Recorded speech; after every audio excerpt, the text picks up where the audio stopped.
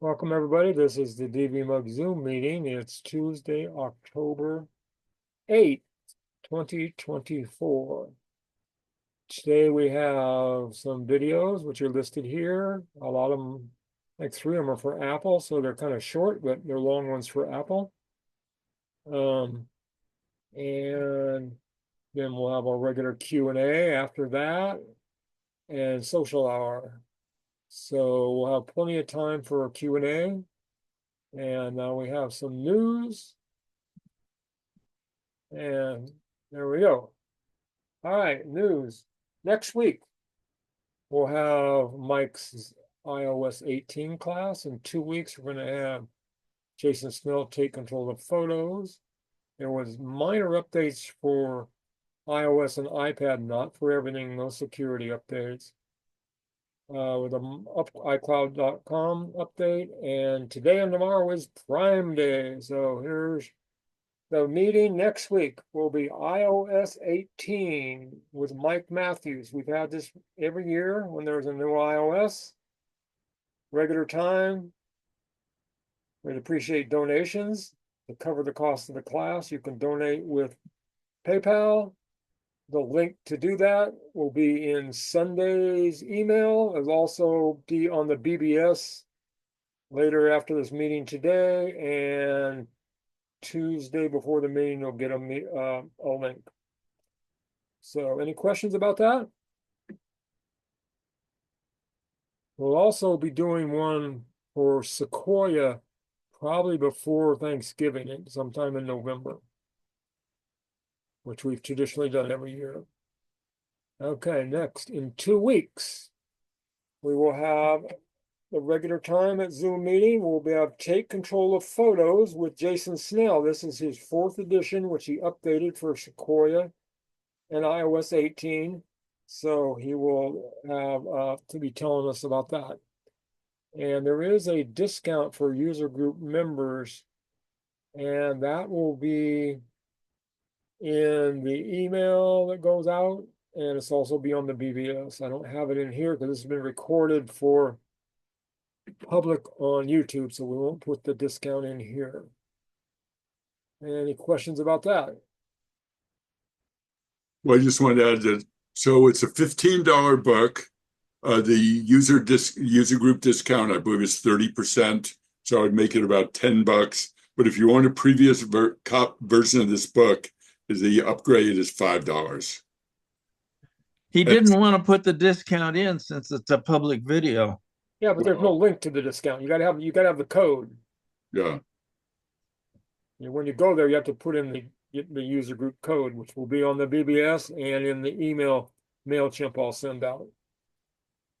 Okay, it's a 200-page book. There's a lot. Its photos have changed a lot. Some people are bitching they don't like it. Okay. Next.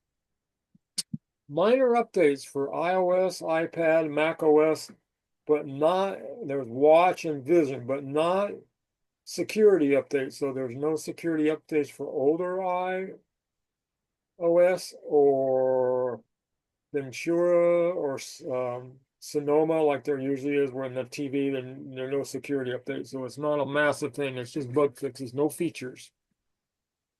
Features probably coming at the end of the month when we get a bunch of new hardware. It will also require probably 18.1. We'll get all that stuff coming. But do it. It's good bug fixes. If you want to read about what they are, there's a link there. You can get. Oh, I didn't put the darn. Hey, Kenji, can you get the news and videos off the BBS and put them in the chat? Yes. Because I got my screen full screen. So okay. All right, next, iCloud design update, dark mode, customizable backgrounds, and more. This was done yesterday. Some stuff I haven't really looked at. Somebody has looked at it. There's a link to what's new. Anybody else look at this yet? Can report on what they saw? Well, if you look at iCloud.com, I'm sure you'll notice there's some new stuff. And there's an article here Kenji will put in the chat pretty soon. Okay. Prime Day is today and tomorrow. Everything in it from Apple has a discount, pretty substantial on Amazon Prime. The AirPod Pro 2 I actually bought today because it was cheaper than I've ever seen it. Retail Apple $249. Today, Prime price $169. The cheapest I ever saw it before was $189 on Prime.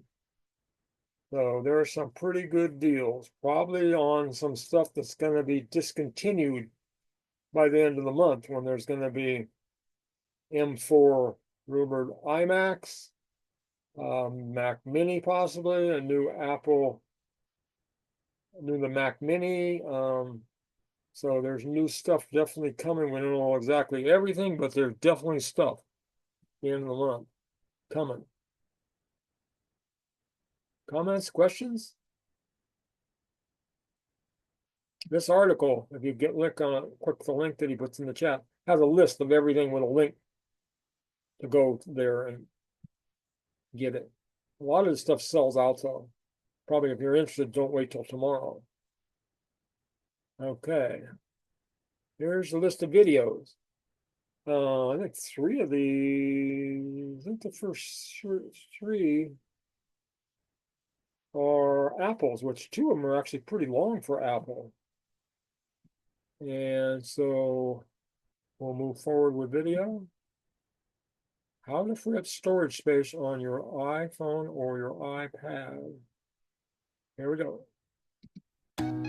Want to free up space on your iPhone or iPad? You can use storage management recommendations, or you can manually remove content. Here's how. Before you start, it's a good idea to back up your device to iCloud or a computer to save your data before deleting anything. First, let's check how much storage we're using. In Settings, tap General, and then tap iPhone Storage or iPad Storage, depending on your device. The graph at the top of the screen shows what is stored locally on your device and doesn't include iCloud storage. Content is listed by categories like photos, messages, apps, and more. This might take a moment or two to load. Recommendations are storage management options that are suggested based on what is using the most space. When there are more than two, you can tap Show All and scroll down to view all of them. You can tap Enable if you want to use a recommendation.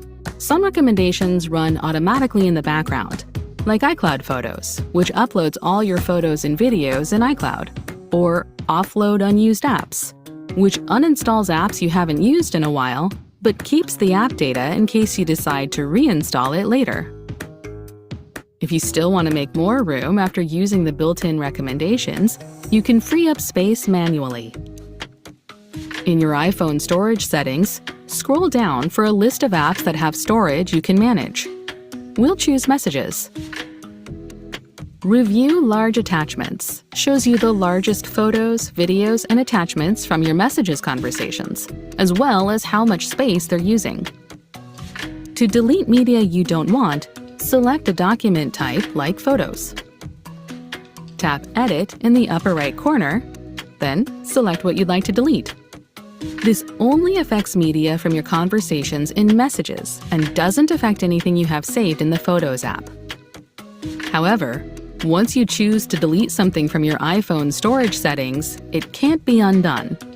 When you're ready, tap the trash icon to remove the content.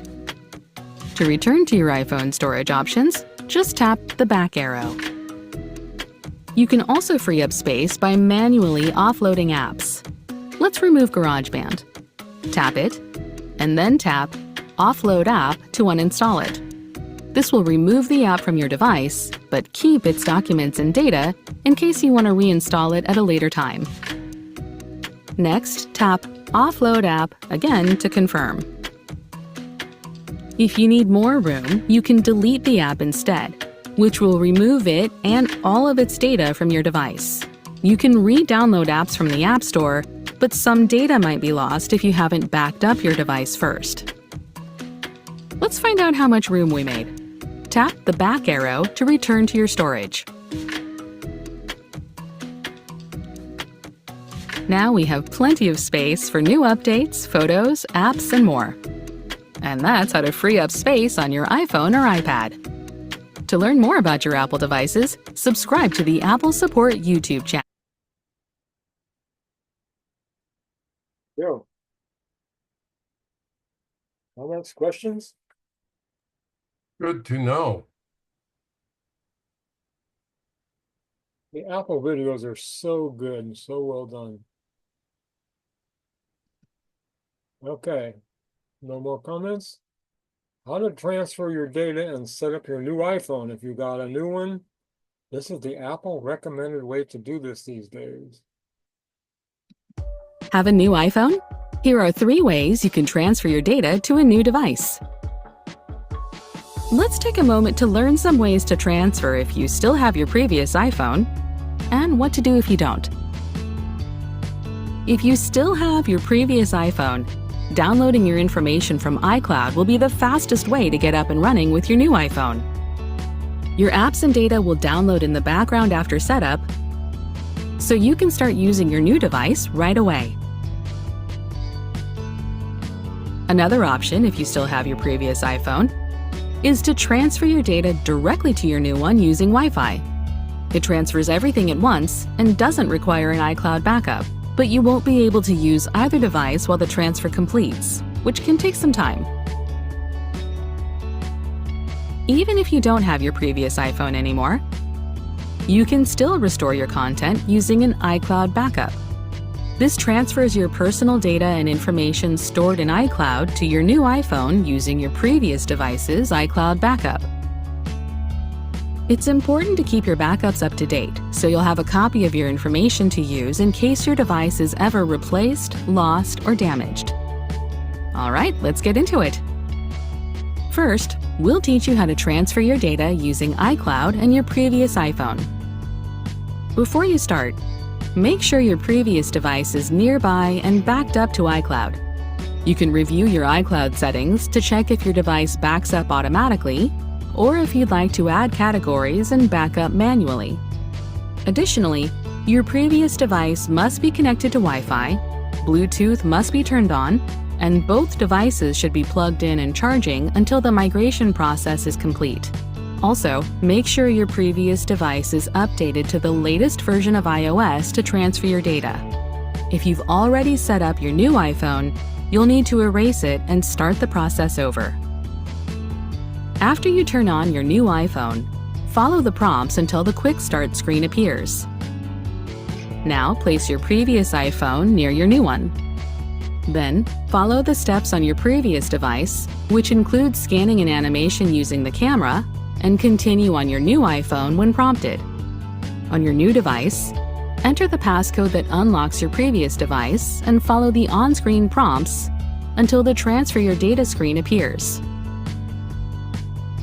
Then tap Download from iCloud to begin transferring your previous iPhone to your new one using iCloud. It could take a moment to finish signing in to your Apple account.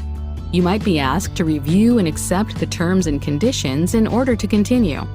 If you agree, tap Agree to confirm. Next, follow the prompts, which might include setting up cellular service and an eSIM. A loading bar will appear when your device begins restoring your information from iCloud. This might take a moment or two, and some content like photos could take additional time to complete. When it's done, your iPhone is ready to use. Your apps and data will continue to download in the background when you're connected to Wi-Fi. Be sure to check that all of your data is transferred to your new device before erasing your previous iPhone. Now let's learn how you can transfer all your data at once directly from your previous iPhone to your new one. Before you start, make sure you are able to keep your previous iPhone and your new one near each other until the data migration process is complete. Additionally, your previous device must be connected to Wi-Fi, Bluetooth must be turned on, and both devices should be plugged in and charging until the migration process is complete. Also, make sure your previous device is updated to the latest version of iOS to transfer your data. If you've already set up your new iPhone, you'll need to erase it and start the process over. After you turn on your new iPhone, follow the prompts until the Quick Start screen appears. Now, place your previous iPhone near your new one. Then, follow the steps on your previous device, which includes scanning an animation using the camera, and continue on your new iPhone when prompted. On your new device, enter the passcode that unlocks your previous device and follow the on-screen prompts until the Transfer Your Data screen appears. Then tap Transfer from iPhone. It could take a moment to finish signing in to your Apple account. You might be asked to review and accept the terms and conditions in order to continue. If you agree, tap Agree to confirm. Follow the remaining prompts, which might include setting up cellular service and an eSIM, and your device will begin transferring all your data from your previous iPhone to your new one. This can take some time, so remember to keep both devices plugged in until the migration process is complete. When it's finished, your apps and data will be fully transferred and your phone will be ready to use. Don't have your previous iPhone? Let's learn how to transfer data using an iCloud backup. Before you start, make sure a backup of your previous iPhone is stored in iCloud and you have your Apple account password. You'll need to have access to a Wi-Fi network in order to restore your data, and your device should be plugged in and charging after setup to download your content. And if you've already set up your new iPhone, you'll need to erase it and start the process over. After you turn on your new iPhone, follow the prompts until the Quick Start screen appears. Then tap Set up without another device and continue following the prompts. On the Transfer Your Apps and Data screen, choose From iCloud Backup and follow the prompts, which includes signing into your Apple account. You might be asked to review and accept the terms and conditions in order to continue. If you agree, tap Agree to confirm. Next, choose your most recent iCloud backup from your previous iPhone and follow the prompts, which include setting up cellular service and an eSIM. Then, a loading bar will appear when your iPhone begins restoring your information from iCloud. This might take some time to complete. Then, follow any remaining prompts. When it's done, you can start using your iPhone. Your apps and data will continue to download in the background when you're connected to Wi-Fi. Some things, like your photos, might take extra time to complete. And that's how to transfer your data to a new iPhone. To learn more about your Apple devices, subscribe to the Apple Support YouTube channel or click another video to keep watching. There should have been 3 videos.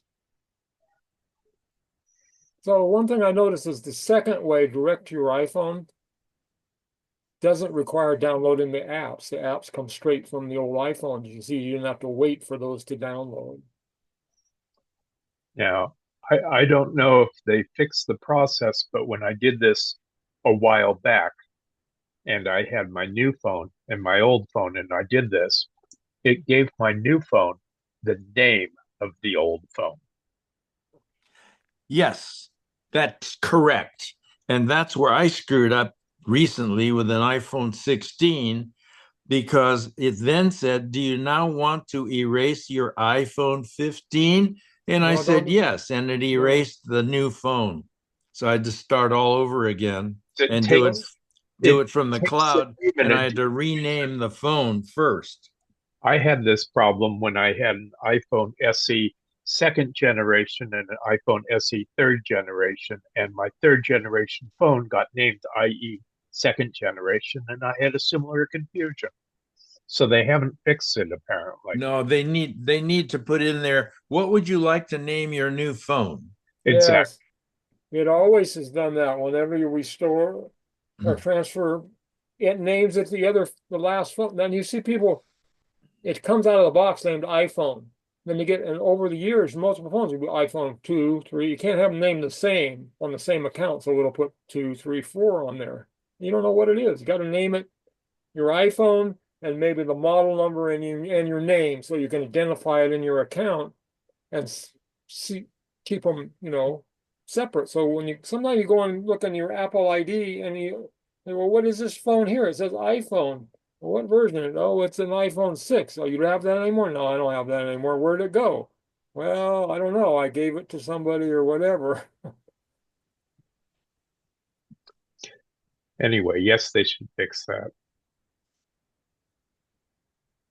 Yeah, you should always name your phone. If you haven't named your phone, you should look at it and see what it's named and give it some kind of name. So it means something to you and maybe somebody else if they find it. So they have your name on it, at least your first name. And Or maybe This process will rename your new phone, your old phone's name. exactly. yeah, or it might rename the old phone and add the word old in front of it.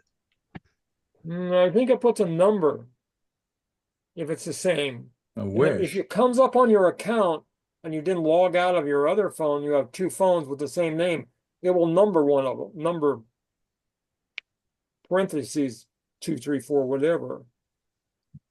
I think you need to name your phone for no reason for AirDrop, so somebody knows who am I Yeah, AirDrop to.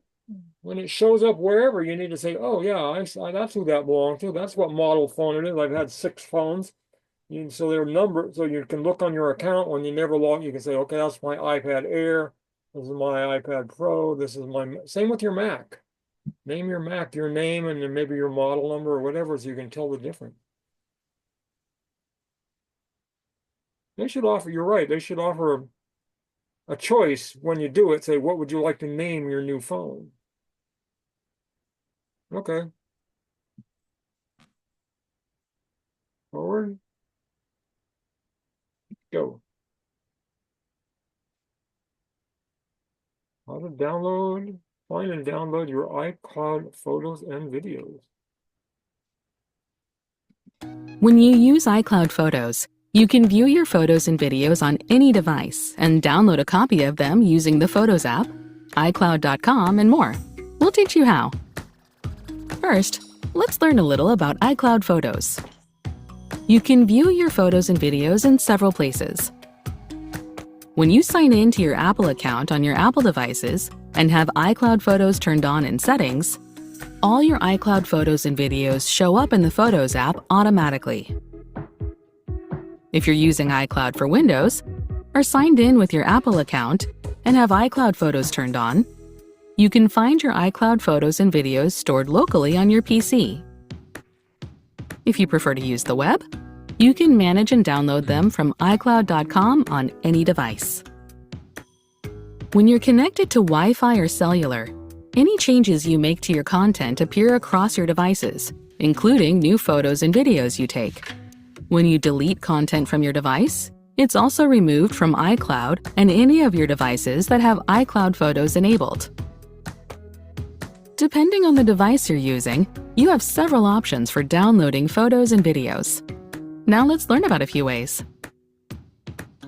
We'll show you how to download your iCloud photos and videos from your iPhone or iPad and put them on an external storage device, how to download your entire library from the Photos app on Mac, and how to download your photos and videos from iCloud.com. First, let's learn how to download iCloud photos and videos using your iPhone or iPad and then transfer them to an external storage device. Before you start, make sure your device is up to date. On your iPhone, you'll need iOS 17 or later, and on your iPad, you'll need iPadOS 17 or later. Make sure you have enough storage space on your iPhone or iPad to download your content, even if you're using optimized storage. You'll also need a compatible external storage device. Connect your storage device to your iPhone or iPad. If you're downloading a large amount of content, it's a good idea to connect to Wi-Fi. In the Photos app on your iPhone or iPad, find the photos and videos you'd like to download to your storage device. These photos and videos are the same ones stored in iCloud when you have iCloud Photos enabled. Then tap Select and choose the photos and videos you'd like to download. Tap the Share button. And then tap Export Unmodified Originals. You might need to scroll down first. This will download full resolution copies of your original photos and videos. If you're using optimized iPhone or iPad storage, you might get an alert showing the progress. The Files app will open to iCloud Drive by default. Tap the back arrow, and under Locations, tap your external storage device. Tap Save, and your content will begin to download to your storage device. When the download is complete, you can disconnect your storage device and you're good to go. You can use the Photos app on Mac to download your entire iCloud Photos library. Before you start, make sure you have enough storage space on your Mac to download your content. It's also a good idea to back up your Mac using Time Machine when you're done in order to save your data, which includes your downloaded full-resolution photos and videos. The Photos app shows all your photos and videos stored in iCloud when iCloud Photos is enabled. With the app open, click Photos in the menu bar in the upper left corner of your screen. Click Settings, and then select iCloud at the top of the window that appears. Now choose how you want to download your photos. You can select Optimize Mac Storage to download a lower resolution version of your photos and videos, which takes up less space on your Mac. But we're going to choose Download Originals to this Mac. This downloads your entire iCloud library with your photos and videos in full resolution. Then, click the Close button on the settings window. Depending on how much content you're downloading, a message might appear showing the progress. When it's done, you can export your content to an external storage device if you like. Now, let's learn how to download photos and videos from iCloud.com to your Mac, PC, iPhone, or iPad. We're using a Mac. Keep in mind that it's a good idea to back up your device when you're done to save all your data, which includes your downloaded content. Once you're signed in to iCloud.com, click Photos. By default, it will appear near the top of the page, but you might need to scroll down first. Now, select the items you'd like to download. You can download up to 1,000 at a time. You can click the Download button to download them right away, or for additional options, click the More button. You can click the More Download Options button to choose what type of media you want to download, like copies of your original photos and videos, or ones that include edits you've made. We're going to click Download Items. Depending on the amount of photos and videos you're downloading, they might save as a zip file and will be located in your Downloads folder by default. Once they're downloaded, you can export them to an external storage device. And that's how to download a copy of your iCloud photos and videos so you can store them exactly where you want. To learn more about your Apple devices, subscribe to the Apple Support YouTube channel, or click another video to keep watching. Some sequences in this video were shortened.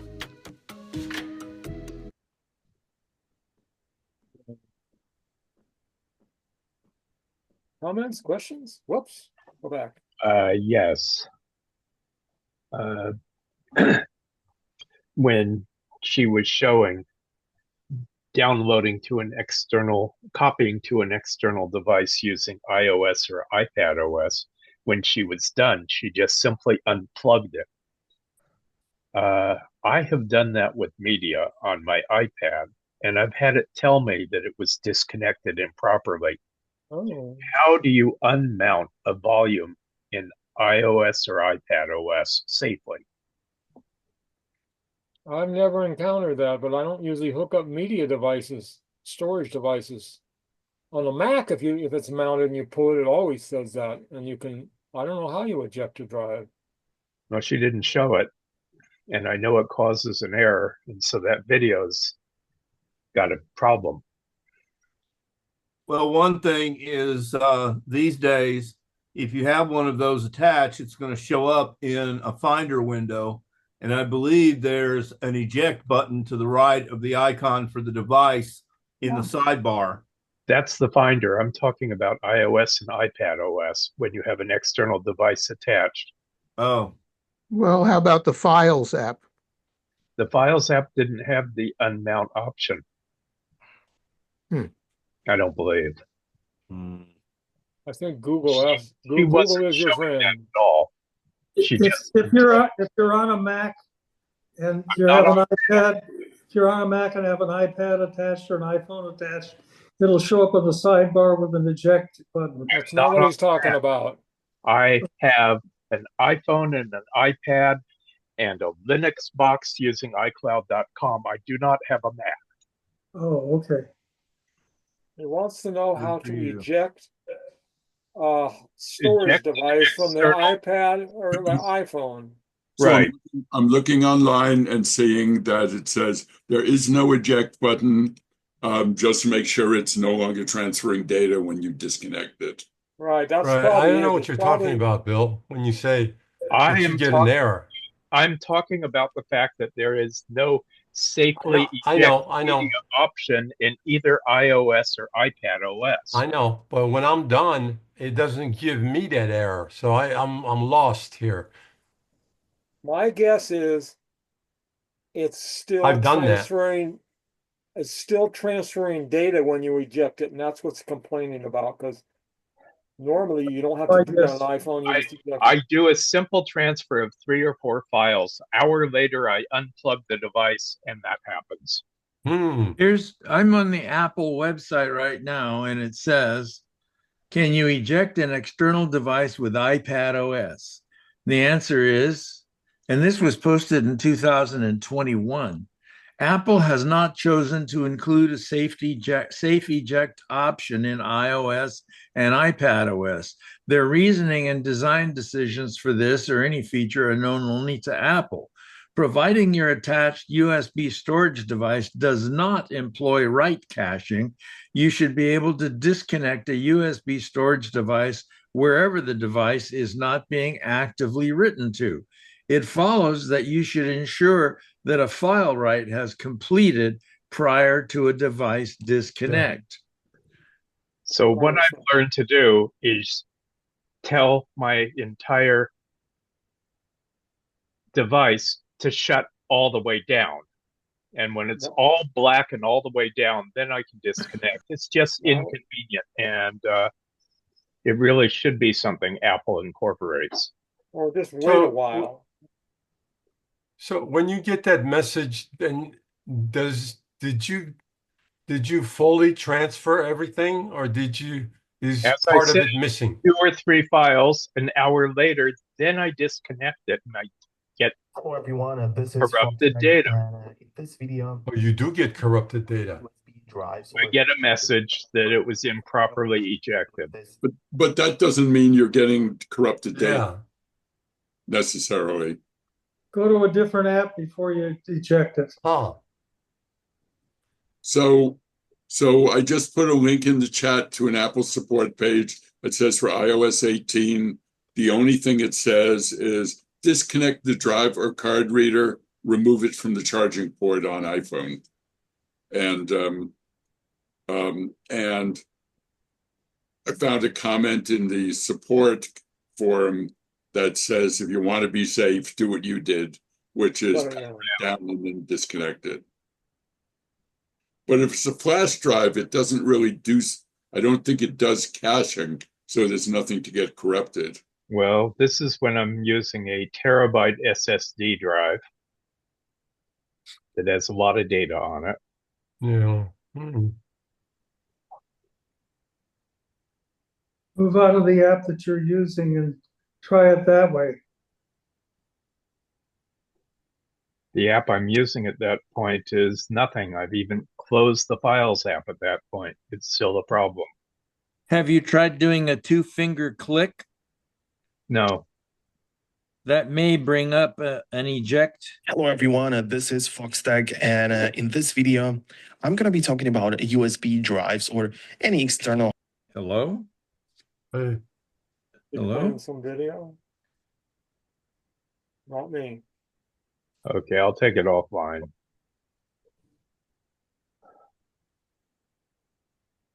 I did get a message once where I connected a device to iPad OS, and it told me that it was a incompatible device connected to my iPad.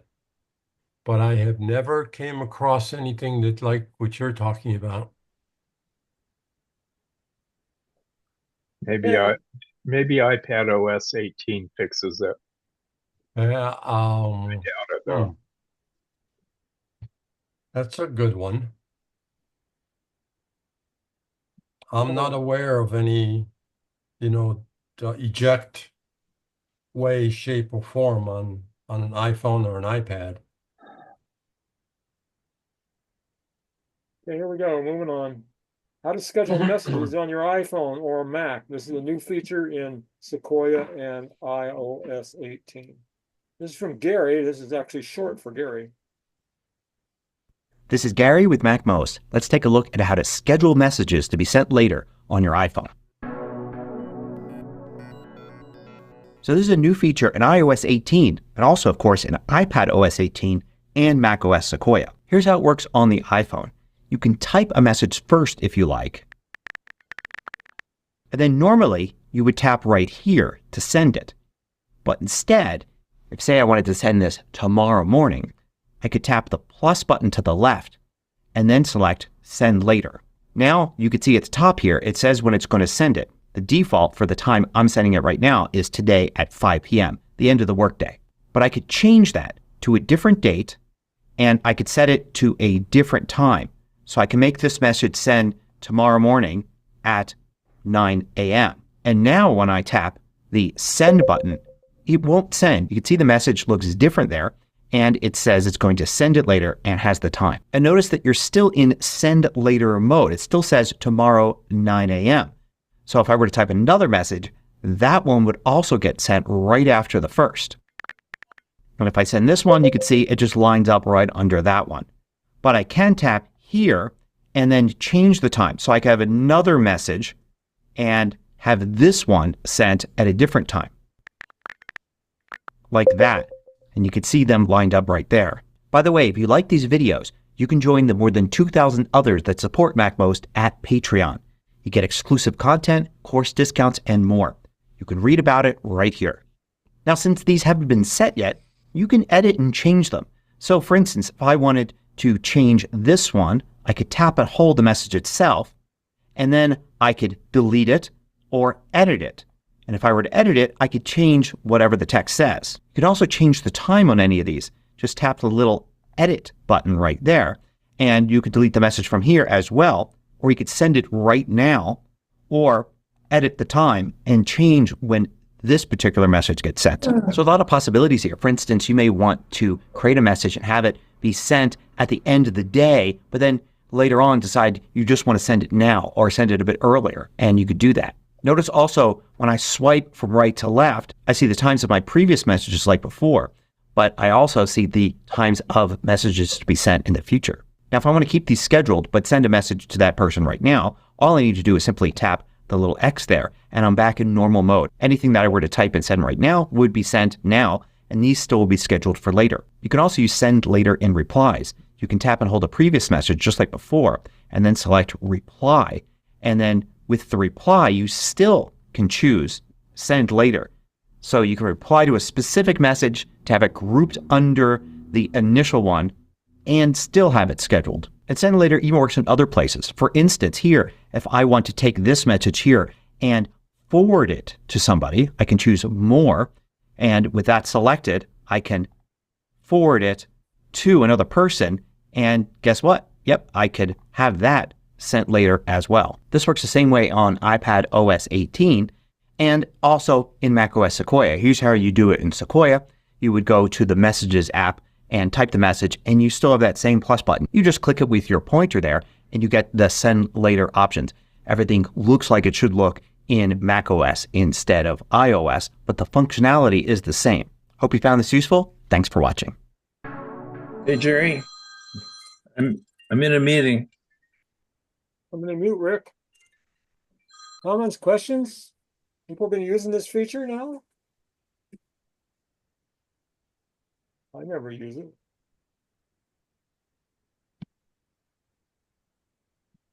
They want to comment if you're... I don't. I've used it several times and it works out great when I think of texting somebody late at night and I don't want to disturb them at their end. So I'll set an appointment for it to send or the next morning. And it works great. Yeah, it helps. Thanks for answering my question, because I was trying to figure out why would you want to do that? But there it is. Thank you. It'll be good for sending people the message that you're going to miss me when I'm gone, or now that I'm gone. There you go. Okay, anything else? We'll move on. This is from Ellen. This is iOS 18. What's new in the control center, which is vastly expanded? In iOS and iPadOS 18, Apple has changed the look and functionality of the Control Center. The Control Center is no longer a single screen. It can spread out over multiple pages. You'll have far more options compared to previous versions. If we haven't met, I'm Ellen from Ellen's Tips for iOS, and I help seniors master their iPhones and iPads. If you find the video helpful, give it a thumbs up and subscribe to the channel. Let's get started. Let's start by reviewing how you access the Control Center. Nothing has changed here. You just swipe down from the upper right corner of your iPhone or iPad screen. And to exit the Control Center, it's a little bit different now. You can no longer swipe up to exit the Control Center, because when you do, you just access the next page. So if you want to exit the Control Center, what you need to do is to tap on an empty space somewhere on the Control Center. So just to show you that, if I just tap anywhere that it's an empty space, it'll take me out of the Control Center. Or, as you can see, there's this line at the very bottom. If I swipe up from that line, it will also allow me to exit the Control Center. You can add the desired controls to make it more functional. So we'll open the Control Center again. And there are two ways to add a control. I can easily just tap on the plus sign in the upper left corner and tap on Add a Control at the bottom, and that will bring me into a list of all of the controls that are available, which there are many.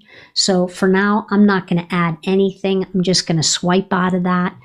Another way to add a control is I can push and hold on the screen, and you'll see that that option to add a control appears, and I can go ahead and tap on that to add a control.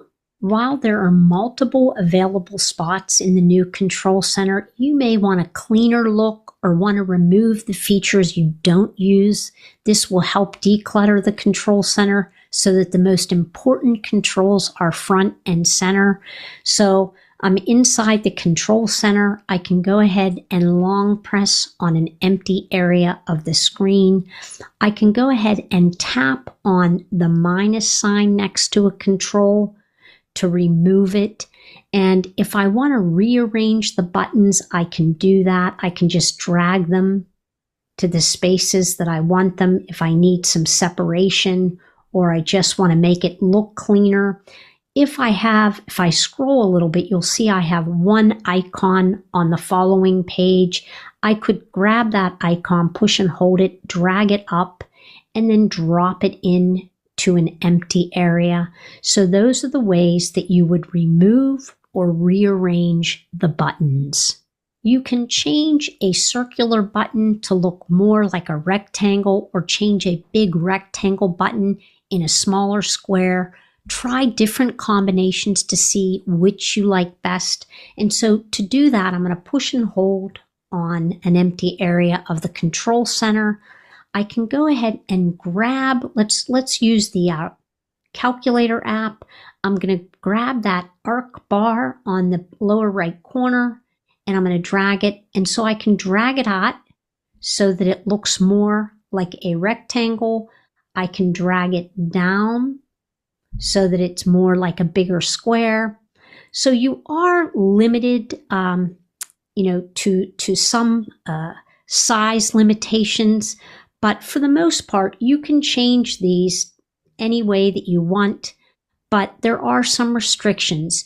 You can't elongate the calculator app so that it takes the area of 3 horizontal buttons, but you can drag it down to make it square. So you can play around with these options to build the control center to your liking. Maybe you prefer to have only one page of the control center. Well, you can remove the second, third, or any subsequent pages that you build, and after that, you'll be left with just one page like the previous versions of iOS. So to do that, I'm going to push and hold on an empty area. I'm going to swipe up and I'm going to tap on the minus sign in the upper left corner, and that is going to remove the music. And I can tap on the minus sign in the upper left corner here. That's going to remove all of my controls that have to do with cellular. I can do that. And now I'm left with just one page. If I push and hold on the double A, drag it up, and drop it in. And now I should just have a one-page control center. There's the option to have those other pages, but as of right now, I'm back to the one-page control center. If you want to disable access to the control center from within apps, it's easy to do, but the default setting allows you to access the control center from the inside of any app. So let me just show you that. If I bring up the journal app and I swipe down from the upper right corner, I can access the control center. But if you would prefer not to have that access, all you have to do is come in and open the settings app, tap on control center, and toggle off the switch that says access within apps. And now if I swipe down from the upper right corner, I don't get access to the control center. You may also want to secure your iPhone or iPad by disabling access to the control center from the lock screen. And so right now you'll see if I swipe down to enter the lock screen, I'm able to swipe from the upper right corner of the screen to access the control center. If I want to prevent this from happening, what I want to do is come into the Settings app, scroll down until I see Face ID and passcode, enter my passcode, scroll down until you see Allow access when locked, find the control center, and toggle that switch off. And now you'll no longer be able to access the control center from the lock screen. iOS and iPadOS 18 introduced significant changes to the control center, offering more customization and flexibility than ever before. With new options for layout, button size, and multi-page functionality, you can tailor the control center to suit your needs. Whether you prefer a single-page layout or want quick access from any screen, these new features put more control in your hands. Thanks so much for watching. I'll see you next time.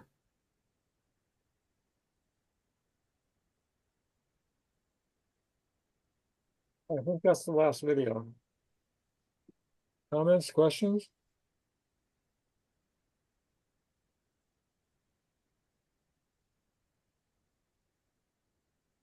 Nobody?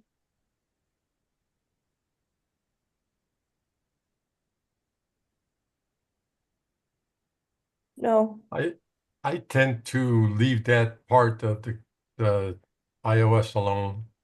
Whatever I decide to be there or put there, I just want to leave it alone. Well, like I was thinking about, okay, maybe I shouldn't have my flashlight there, but then I changed my mind and left it there, and I just leave things be.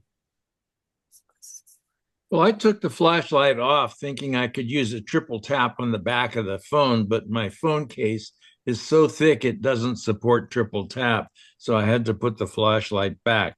And that's really nice that you can do that and move them around. I think it's a good feature. I think it's long overdue. I use a control center a lot.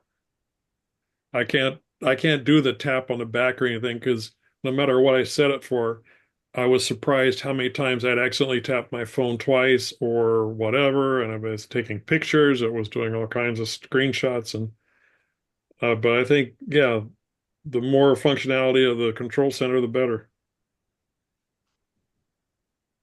There could be a lot of stuff in there you can add, and the apps can add third-party controls to add even more stuff than Apple